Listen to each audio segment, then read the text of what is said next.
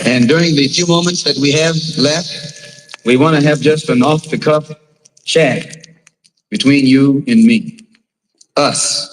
We want to talk right down to earth in a language that everybody here can easily understand. We all agree tonight, all of the speakers have agreed that America has a very serious problem. Not only does America have a very serious problem, but our people have a very serious problem. America's problem is us. We're her problem.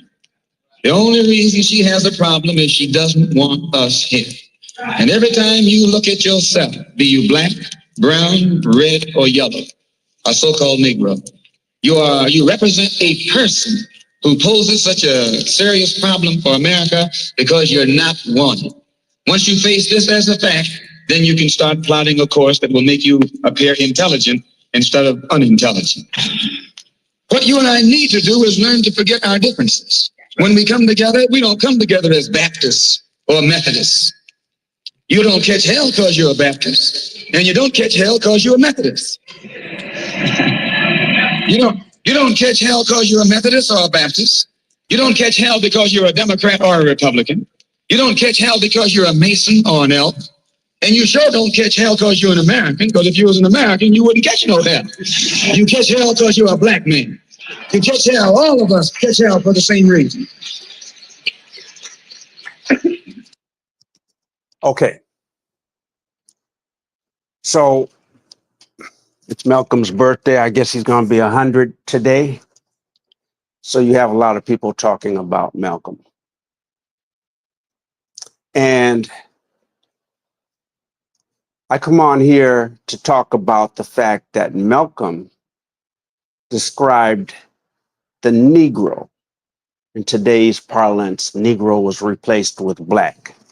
For those of you who don't know, black was popularized in 1972 or 3 because James Brown created a song, I'm Black and I'm Proud.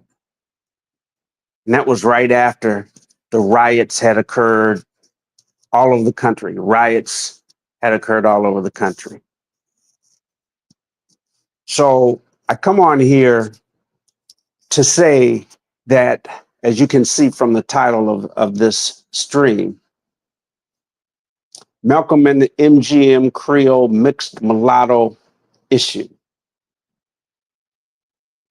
The issue is the black family does not want the multi-generationally mixed Creole, mixed man, mulatto, brass ankle,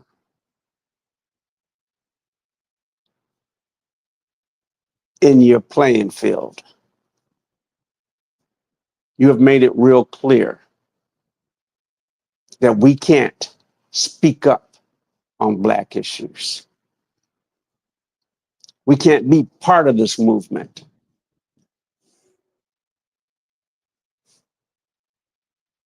But I'm here to tell you, as a Detroit person, and who had been to a Malcolm X speech, because that church where that speech was made, my family members attended.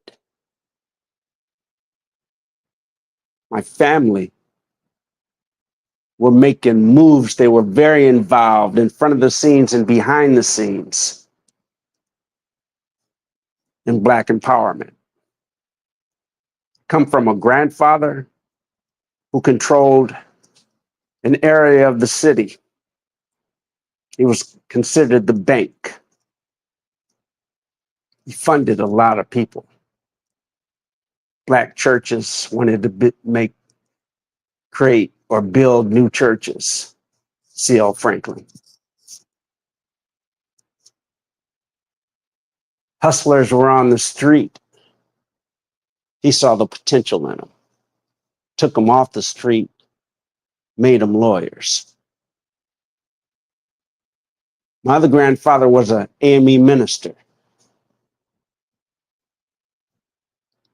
part of the group that created the first black cemetery in Michigan, not Detroit, in the entire state. As the head of the Black Ministers Association in Michigan. But I and people like me don't have a place in your world.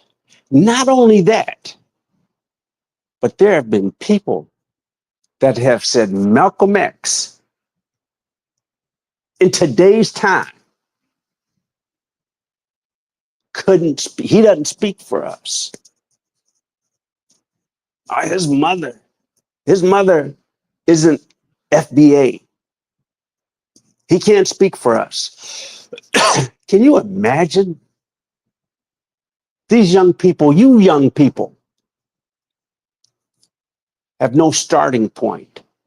If you had a starting point, you would know about your history and those who took part in making it all right for you to be in a position you are. You would go back to the 1960s. You would go back to the 1940s, the 50s, the 20s. You would know your history. But fast forward to today, somebody that looks like me, somebody who says they are a Creole, somebody who says they're multi-generationally mixed, somebody who says they are a brass ankle from the Carolinas, somebody who says they belong to another community in Virginia, West Virginia. You tell them they have no place to speak.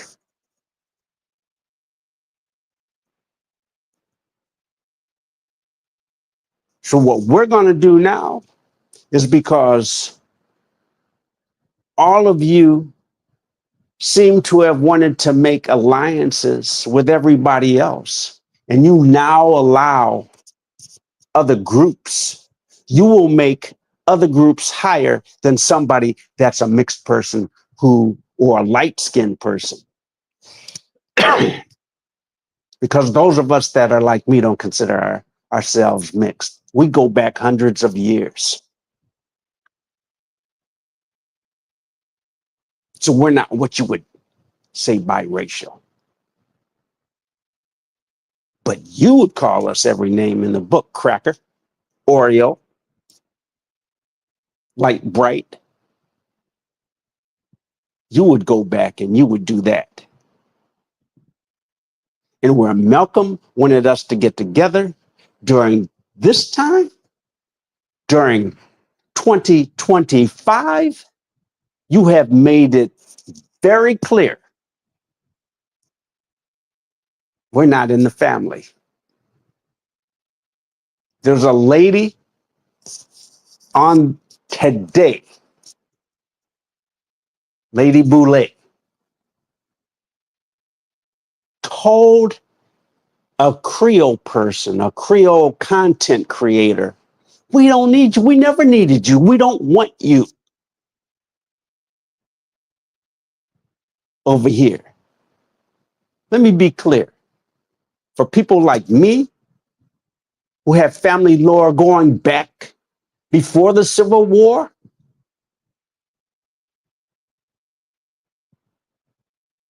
we have known you ostracized us from the beginning. I have fought my way from the time I was a little boy. But I have been in the struggle, and you all have not. You get on here and you talk. You've never created a plan to help the Black community. I did. It was taken and it was used. But you get on here and say, you can't speak for the Black man. At 17 years old, in Detroit, another riot, a much smaller riot, was taking place. Finkel in Livernois, 1975. I'm 17 years old. Me and my cousin hear about it. We got to ride to see what's going on. Get there, and I'm slow rolling down the street because there's so many people there. I'm the only car that is driving up into the crowd, slow rolling. And I see a white cop put an old man in the back of the cruiser. I slow roll up to him, pull up behind the cruiser. I see the crowd getting really hot, ready to attack the cop. I'm more concerned about the old man because I saw the interaction. I saw the interaction that he had done nothing except for the fact that this cop was upset because the old man was giving him a hard time. The door was open to the back as the cop was pushing him into the cruiser. He had pushed him in, and I was standing behind him as he turned around, and I leaned in. I said, "You need to take the cuffs off of him." I saw everything that happened. He didn't do anything.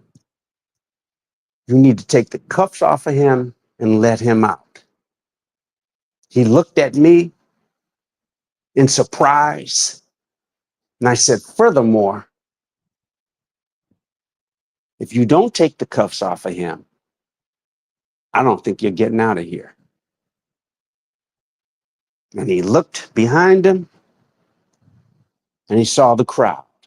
Well, guess what? As I drove up to the place, some people were saying, "Hey, Kev, what's going on, man?" So I was a known entity, 17 years old. Cop takes the bracelets off. I helped the old man out the car. He says, "Thanks." I said, "No problem." It was so jammed. And for those of you who know Finkel and Livernois, you know it's 3 ways going each way with a center turn lane, 7 lanes with parking on the side. It's a huge street. There was no way I could drive any further into the crowd. I had to back out. But you clowns get on here and you talk about rah, rah, rah. We need to do this. We need to do that. Not only have you not done anything, but your families probably didn't do shit either.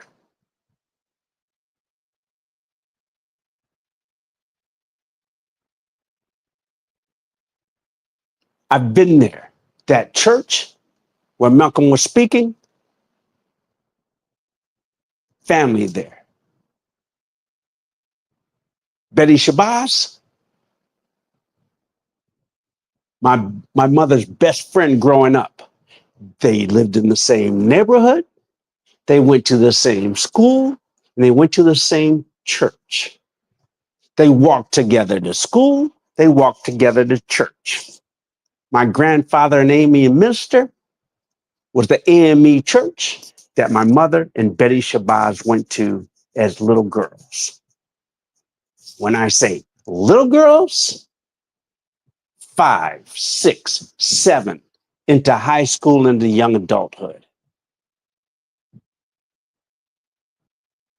Betty Shabazz was doing, or somebody was writing a biography on her. Betty Shabazz told the writer, "You need to go to Detroit and talk to my friend.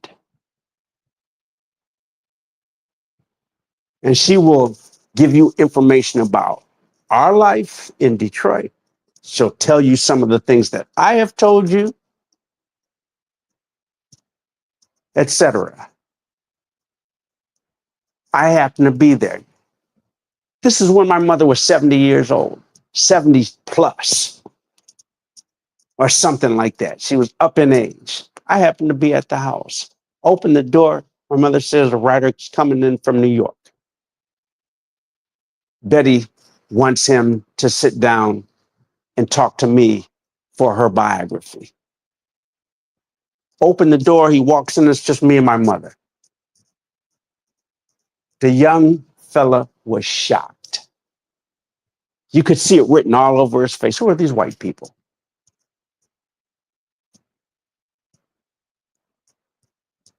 See, Betty never told the writer what her friend looked like, what her family looked like. He then shut down, did a quick few questions because his thing was, I'm not going to ask these white people anything, not knowing, because his mindset, just like a lot of you other motherfuckers' mindsets are, they aren't a part of us. Oh, wait a minute. What did Kendrick Lamar say? Yeah, that. And if you think we're so naive that we don't understand this shit wasn't taking place 150, 200, 250, 300 years ago, you're out of your mind.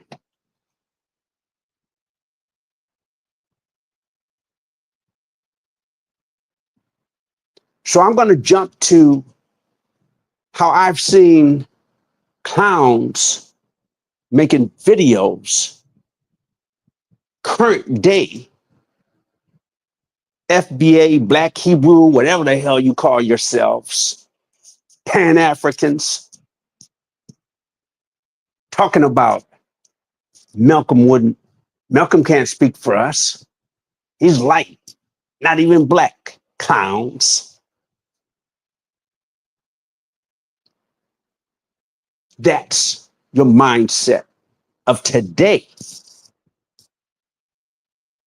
To discard one of the major figures in the Black empowerment movement, in the Negro empowerment movement. Let's be clear about something. When Malcolm was talking about the field nigga and the house nigga, he was talking about a mindset. Oh, sure, some looked like me, but he was talking about a mindset. And you rah-rah people think you understand, but you're setting yourself back. You're setting yourself back. To the point, somebody like me goes to a shooting in Detroit where I am talking to the family of the victim. Because you see these old gangster, got their feelings hurt by a 16, 17-year-old, went and got a pistol, came back to the store and shot the young boy dead because he looked at them the wrong way. So I, in my light bright ass, pull up on the east side where a crowd has gathered. And this guy who thinks he's the mouthpiece for all of Black Detroit tells me, as I'm talking to the mother and the family, he's a big dude, 6'3". I'm only 5'11". Got 100 pounds on me. Wait a minute. Takes my business card, throws it on the ground. You can't talk to him. You need to get out of here. I said, whoa, whoa, whoa. I'm trying to help them out. And he becomes aggressive with me. And his people start to surround me. I said, okay, I'm out. I can't talk for you. So then one of the four tops dies. And a whole lot of people from Detroit are there, including Mr. Black Panther. And he's talking to some guys I grew up with. And I see him ask, as I embrace the son of the four top. And he looks puzzled. How is that guy? Who is that guy embracing the son of a four top? And my friends that he's talking to about 15, 20 feet away said, oh, that's, and they explained to him not only who I am, but who my family is, and what my family has done in the Black community. And he starts to take a few steps over. And I look at him. No, motherfucker, don't step to me. Because now you know who I am, because you remember me from the other, and you want to come over here and apologize to me. Mr. Black Panther, now you want to apologize. I didn't know. It's really clear how you all don't want us playing. You all don't want us in the family. You've made it real clear. So I have been to Capitol Hill. I want our census category back. It was colored, mulatto, and we were recognized. And then buffoonery took place, and they took it away from us. But the buffoonery is not necessarily that, because current day, we've got these people, MENA. Do you know the largest Middle Eastern population is in Detroit? Do you know Detroit doesn't even have Black congressional representatives anymore? Because the buffoonery like this guy that I just told you about, oh yeah, he took part in the current mayor's run for the mayoral seat. And he got a little payoff. Got a little payola. Shut his ass right up. Not even a player in the game anymore. But now we've got Middle Eastern, North African on the census. And guess who our congressperson is? Amina. Guess who the other one is? An Indian. Oh, not a Native American. Because you people who think you're so rah-rah Black have made allegiances to others. And when somebody like me steps up, who's got your goddamn back, I can't speak for you. But you go out here and you get this person over here that's Amina, who has taken over all the gas stations, all the liquor stores, all the party stores, all the grocery stores in Detroit. But somebody who's got your back all around the country. You Black Panthers, you MENA, you FBAs, you Black Hebrews, Pan-Africanists. Don't let that light-skinned people over here ain't got shit to say. Pan-African.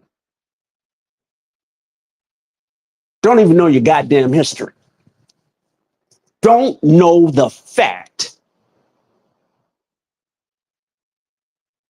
that it was the African natives, that the kings, the tribal leaders that went into the interior of Africa, grabbed you up, took you to the coasts, and sold you for trinkets. and you want to make alliances with Middle Easterners over your own blood, over your own family. Malcolm X ain't even one of us. What? That's what you current day rah-rahs are doing.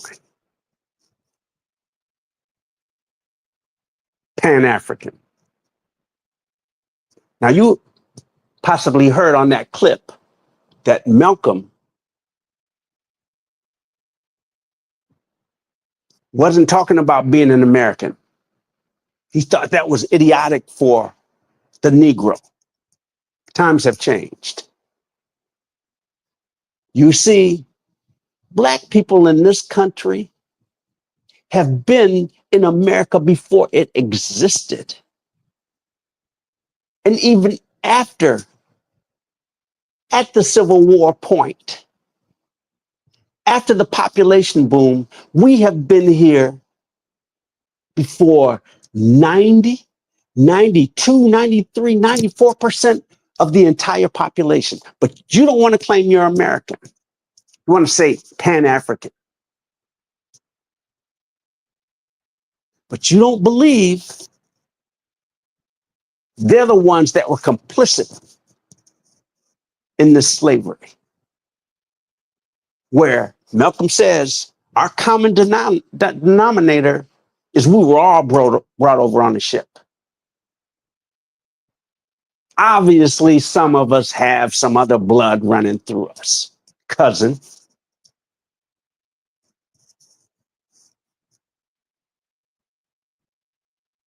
But now, during this time, we can't be there.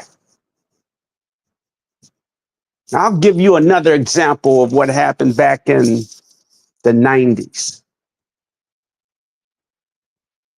I'm in a room at the Congressional Black Caucus week. Cell phones have just come out. I go to an empty room in the convention center. I'm on the phone. Think I'm talking to my wife or something. We were still in law school at the time. In walks Kwesi Mfume, Farrakhan, and Jesse Jackson. They look at me, give me the look, motherfucker, what you doing in here? I was in here. You guys want to talk? Go find another room. That's the look I gave them. You want to talk? Go find another room. But I'm in here. This is a huge room. Don't cut your eyes looking at me like you want to force me out. And then they began to talk. And they were doing what Malcolm described in the rest of the speech of cutting up the goodies for themselves, plotting out how they were going to get the payola from corporate America. Yeah. Congressional Black Caucus, what are you doing?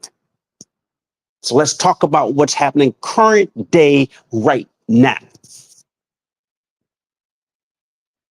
You see, our Black leaders have always thought they have to align themselves, make allegiances with Jews, Middle Easterners, Indians, anybody else that comes in for their strength. Because they didn't have the strength, the fortitude up here to say, we can go at this alone. We can do this if we are together. No. Let's do this with them because we're going to be in a more powerful position. Fast forward from 1967, from when I witnessed the riots, we have gone backwards. Jews won't even stand up for what's going on right now because the Black Caucus, the elected leaders, so-called, strong leaders got our back. They got our back to make this allegiance. And the allegiance is in a city like Detroit, we don't have one Black congressional leader. No member. We have a Palestinian, and we have an Indian.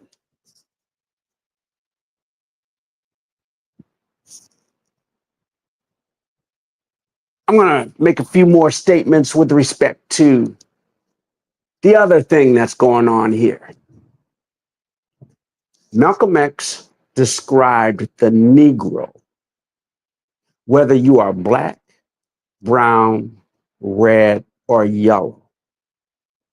We are all in the Negro family. It's 1963 terminology. And what is going on right now, you see Trump wanting to use the 14th Amendment and say accurately that it was for those who were enslaved. But you got clowns up here saying birthright citizenship was meant for current day people. Malcolm X described Black people, the Negro race, to include Black, brown, red, and yellow. I guess you fools today think the brown people are Indians coming from India and Pakistan. The red people are Native Americans. And the yellow people are the Chinese, not knowing that that is the way, that is the parlance of 1960s, 1950s. And when now this administration wants to use the 14th Amendment, to say that the brown people and the yellow people and every other immigrant shouldn't be anchoring their babies here. Got some of you fools out there saying, no, it's for everybody.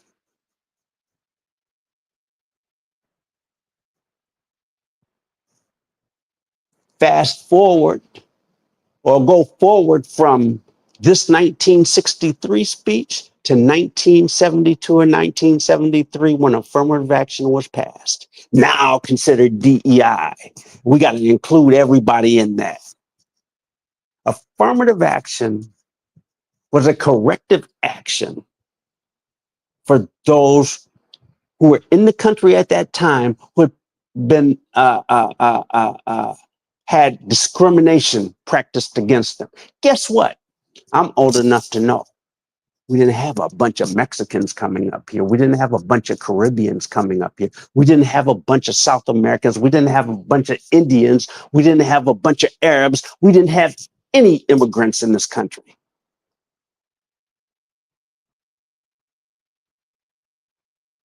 But now you weak-minded, rah-rah Black people want to sit there and say, oh, it's for everybody. It wasn't for everybody. And when you get that through your mind, when you say affirmative action was for Black Americans who come from the enslaved lineage, then you will get your power back. Then maybe Detroit will have a couple Black congressional representatives. Then maybe those medical school spots, those law school spots, those positions in corporate America, those positions for admittance into colleges will not be all taken by everybody else claiming they are being discriminated against. That is not what it was for. It wasn't for them. They got their 40 acres and a mule when they got allowed to come into this country.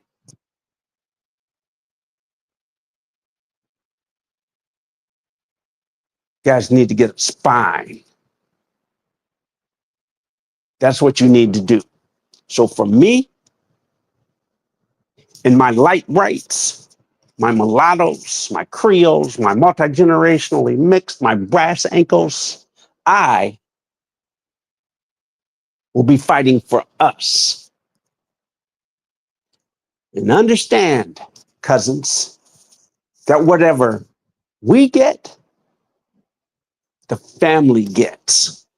We become more powerful because we recognize what the laws were created for.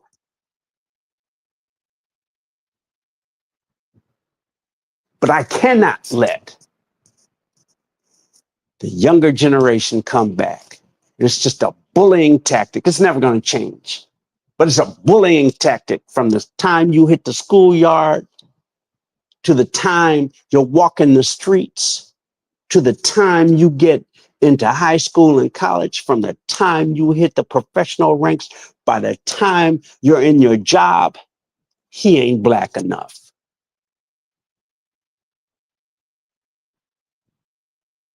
And we have done so much for the family.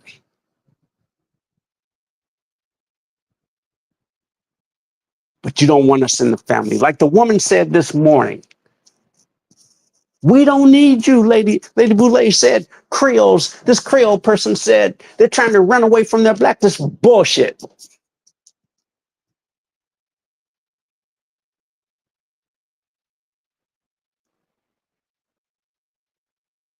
Nobody's trying to run away from their blackness. We're just tired of the fucking games. And the truism is that what she said on her video, we don't need you, never wanted you. We can do things on our own. I'm sure you can. But my family has done way more for Black America, from South Carolina, North Carolina, Georgia to Michigan, for the generations. It's time for us to take care of ourselves. As we take care of ourselves, obviously the family gets taken care of. But if you think we're going to play this bullshit, we're not. Because I've been to Congress and I'm going back to Congress. I'm going to the committee to make sure we get our representation. If black people in Congressional Black Caucus want to sit there and fucking allow people who make this much of the population get a category so they can start getting more of the benefits that this country has off of our backs, then I'm going to be fighting for ours. But believe it, I'll be fighting for the family.